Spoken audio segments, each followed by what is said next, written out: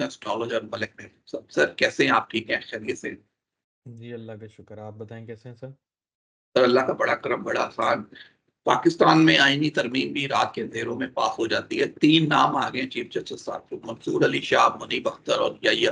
किसको देखते हैं, कौन बनेंगे चीफ जस्टिस?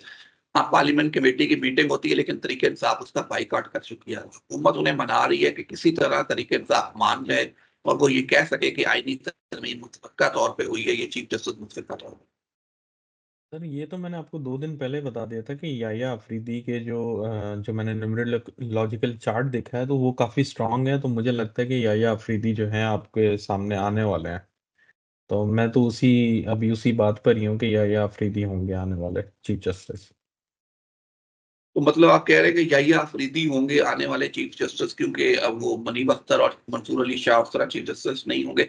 क्या लगता है कि मंसूर अली शाह और मुनीब अख्तर साहब रिजाइन कर देंगे? जिस तरह की खबरें हैं कि वो रिजाइन कर देंगे, क्या वो सुप्रीम कोर्ट में रहेंगे? मेरे ख़्याल से उनको रिज़ाइन नहीं करना चाहिए क्योंकि आने वाला टाइम उनको बहुत फ़ेवर देगा। लेकिन ये जो प्लैनेटरी पोज़ीशन चल रही है, ये ऐसी है कि ये किसी भी इंसान को उकसा सकती है या उसके अंदर एक बोलते हैं ना कि वो इतना प्रेशर क्रिएट कर सकती है कि वो बहुत एग्रेसिव मूवमेंट उठा लें। अब मेरे पास उनके एस्ट्रोलॉजिकल चार्ट नहीं है कि मैं आपको पिन पॉइंट कर लूँ, लेकिन न्यूमरोलॉजिकली तो मेरी एडवाइस नहीं है और ऐसा कोई खतरनाक हालात भी नहीं दिख रहे कि ये लोग क्विट करेंगे। But still I am not sure about it. बिल्कुल। सर, तो अगर दूसरी तरफ बात करूं, अब मियाँ साहब को भी लंदन जाने की इजाजत मिल गई है, दुबई जा रहे हैं फ्राइडे को। मरीम नवाज साहब भी लंदन का प्लान है नवंबर के फर्स्ट वीक में। कैसे देखते हैं पाकिस्तानी सियासत बाहर जा रही है? बिलावल साहब तो छुट्टी पे चले गए हैं दुबई, हुँ, हुँ। आनी तरमीम मंजूर करवाने के बाद। जी, डेफ़िनेटली मियाँ साहब के आपके जो स्टार्स हैं और जिस वक़्त आप मुझसे पूछ रहे थे मेरे ख़्याल से 1 डेढ़ महीना पहले की, तब के स्टार में बहुत चेंज है और इस वज़ह से मैं आपको बोलता आ रहा था कि मुझे अभी ये लगते नहीं है कि ये जा सकेंगे, अनटिल अनलेस कि इनकी हालत ज़्यादा ख़राब हो। अब तो ये आपको क्लियर दिख ही रहा है और मुझे लगता है कि ये अभी चले भी जाएँगे। बट ये क्वेश्चन मार्क है ये वापस आएँगे या नहीं? हाँ, ये क्वेश्चन मार्क है। दूसरी तरफ खबरें कुछ नून लीग के जो है लतीफ साहब, वो भी कह रहे हैं कि मियाँ साहब लंदन जाके जो सच है वो बताएं, तो मियाँ साहब इमरान खान से भी ज्यादा मकबूल हो जाएंगे। क्या लगता है मियाँ साहब लंदन जाके सच बोलना शुरू कर दें? नहीं सर, ऐसी कोई बात नहीं है, ये आपको ऐसे ऐसे ही जो है वो बोलते हैं ना बिल्ली के ख्वाब में चिड़चिड़े वाली बात है, ऐसा कुछ भी नहीं है। बट एक चीज़ ज़रूर है कि ये इनका जो ट्रिप होगा ना मल्टीपल चीज़ें जो है डेफ़िनेटली इनके सामने आने वाली हैं। अगर ये जा रहे हैं तो ये सोच के जा रहे हैं कि ये रिलैक्स होने जा रहे हैं या व्हाटएवर जो भी इनका मिशन है, तो मुझे लगता है कि इनके लिए चैलेंजेस उठने वाले हैं आगे चल के। इतना आसान ट्रिप नहीं है ये, चैलेंजेस से भरा हुआ।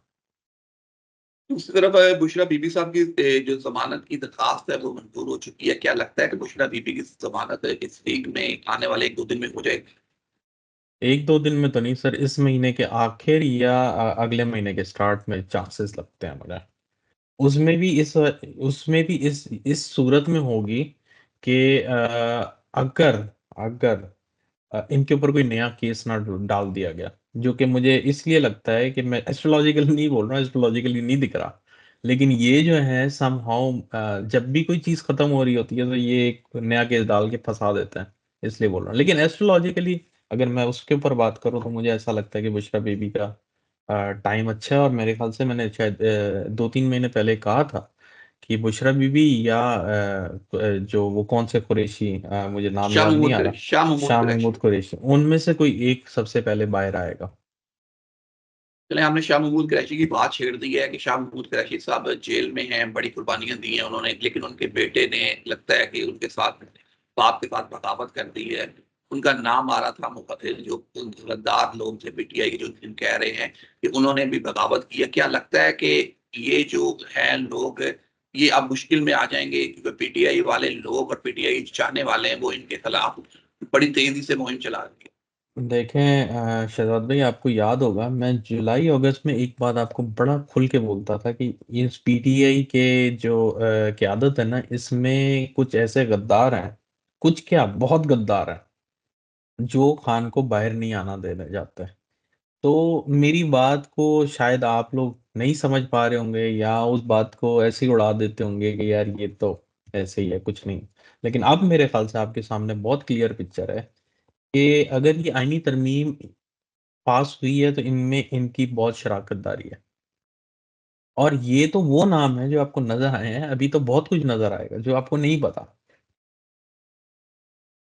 तो तो मतलब मेरा कहने का मकसद है कि ये जो नजर आ रहा है इससे भी बहुत कुछ आगे हुआ है। आप कह रहे हैं कि जो चीजें अभी पर्दे के पीछे थी वो सामने आना शुरू हो जाएंगी, सच छुप छुप एग्जैक्टली के सच नजर एग्जैक्टली। आएगा कि किसने कैसे गद्दारी की है और कौन कहाँ छुपा रहा जी है, ये सब कुछ सामने आएगा। जी, क्योंकि ये टाइम ऐसा चल रहा है ना सर, और ये होना 15 नवंबर से पहले पहले है। क्योंकि उसके बाद सब चीजें सेटल डाउन होना शुरू हो जाएंगी। ये बात मैं आपको बता दूं कि जितने हालात इस वक्त डिस्टर्ब हैं एस्ट्रोलॉजिकली, मार्स आपका रेट्रो सॉरी डिविएटेड है, आपका जुपिटर रेट्रो है, सैटर्न रेट्रो है, आपका राहु केतु तो हर वक्त ही रेट्रो होता है। तो मतलब इतने ट्रांजिट, मतलब इसका मतलब ये नहीं है कि ये रेट्रो होने से बहुत कुछ है, इसका मतलब ये है कि दुनिया पे इन प्लैनेट के असरात बहुत पावर में आ रहे हैं। रेट्रो का मतलब ये नहीं होता कि कुछ अजीब सी बात हो रही है, अजीब सी बात नहीं है, लेकिन दुनिया पे इसके असरात बहुत ज्यादा हैं। तो जब प्लैनेटरी पोजीशन, प्लैनेट की जो पोजीशन इस तरह की होती है जिसमें असरात ज्यादा होते हैं, तो इवेंट्स बहुत होते हैं। आप देखेंगे आने वाले दिनों में, अल्लाह करे ना हो, लेकिन मार्स से रिलेटेड इश्यूज बहुत होने वाले हैं जून तक। क्योंकि जो मार्स डिप्लीटेड हुआ है तो ये एक ऐसी पोजीशन में है जहाँ पे ये कंफर्टेबल नहीं है, जहाँ पे इसके एक्शन बड़े खतरनाक होंगे। तो अल्लाह रहम करे, लेकिन बिल्डिंगों से रिलेटेड खून खराबा ये बहुत ज्यादा आपको नजर आने वाला है। इसमें मिलिट्री भी होगी, ये सब चीजें बहुत ज्यादा इन्वॉल्व होने वाली हैं अगले 6 महीने। आप अगले 6 महीने कह रहे हैं बहुत खतरनाक होने वाले हैं। बल्कि दूसरी तरफ 6 भी नहीं, अगर आप गिने दो ये और 6 8 महीने सर। आप कह रहे हैं कि 8 महीने खतरनाक तरीन होने वाले हैं, बिल्डिंग से रिलेट, मिलिट्री से रिलेट बहुत सी चीजें डिस्टर्ब होने वाली हैं। दूसरी जी तरफ ईरान ईरान इसराइल बड़े खामोश है, लेकिन हमास की लड़ाई में तेजी आ रही है, इसराइल के खिलाफ हिजबुल्लाह की लड़ाई में भी तेजी आ रही है। तो हालात चीजें उस साइड पे भी खराब होती जा रही हैं। सर, मैंने आपको कहा था कि ये अभी आने वाले 2 महीने खामोश हो जाएंगे टिल फेब्रवरी मार्च। उसके बाद जो है मामला डिफरेंट चेंज होंगे। इसमें दो तीन रीजन है। एक तो पॉलिटिकल रीजन है, यहाँ पे इलेक्शन होना है 5 नवंबर को। और उसके बाद जो जो सिचुएशन अभी प्लानिटरी चल रही है उसमें अभी थोड़ा ठहराव आया हुआ है, इस वजह से ये अब मामला थोड़े ठंडे होंगे।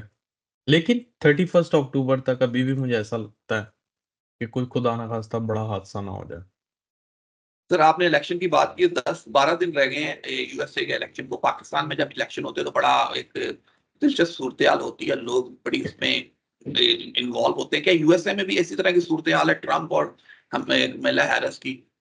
जी बिल्कुल, डेफिनेटली ये लोग हर जगह पे अपने जल्द से जुलूस कर रहे होते हैं, इसमें कोई बड़ी बात नहीं है। लेकिन इधर के जो मैंने आपको बताया है कि जो वोटिंग सिस्टम है ना वो बिल्कुल डिफरेंट है। अभी से जाके आप वोट कर सकते हैं, तो हम इसको एंटिसिपेट नहीं कर सकते कि आखिरी दिन में किसका पलड़ा मतलब भारी हो सकता है, या मतलब आप अभी से नहीं गैस कर सकते अनटिल लास्ट मोमेंट।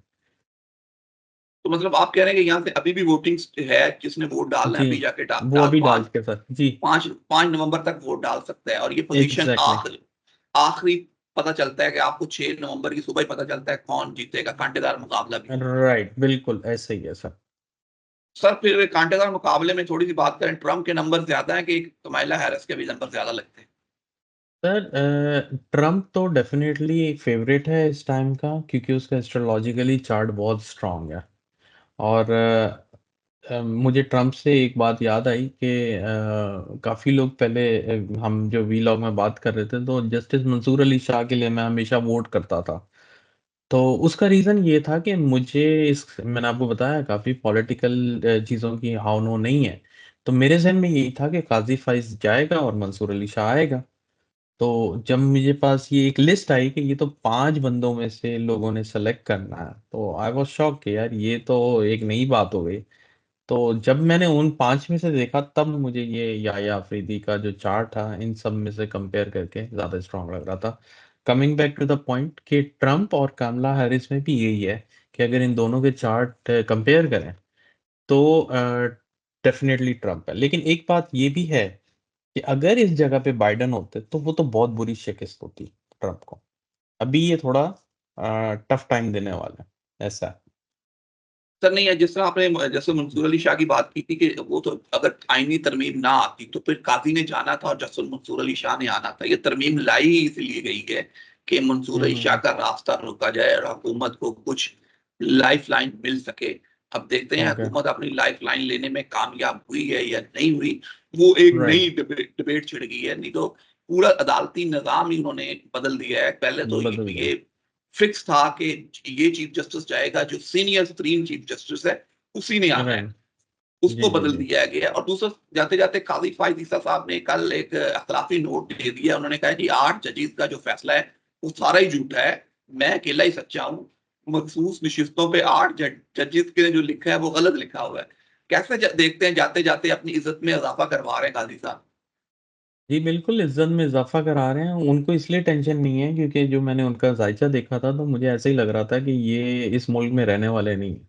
ये जैसे ही अपनी सीट से उतरेंगे ये बैरून मुल्क चले जाएंगे। और ये अभी की बात नहीं है, ये मेरी जुलाई अगस्त की पेशन गोई है। अब मुझे याद नहीं है कौन सा वीलॉग है, लेकिन मैंने ये आपके वीलॉग में बात की है।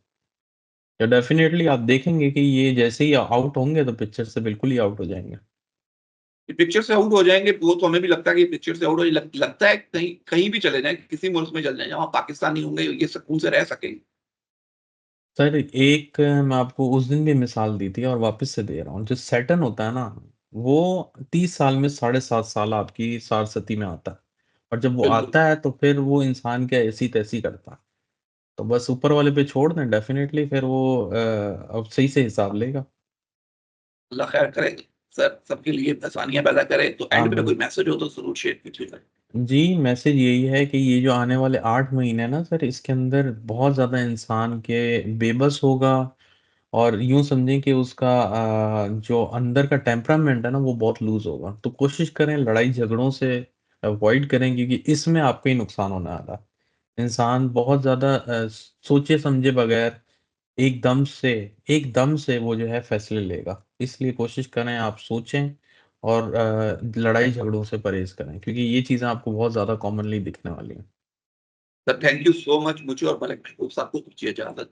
अल्लाह हाफ़िज़।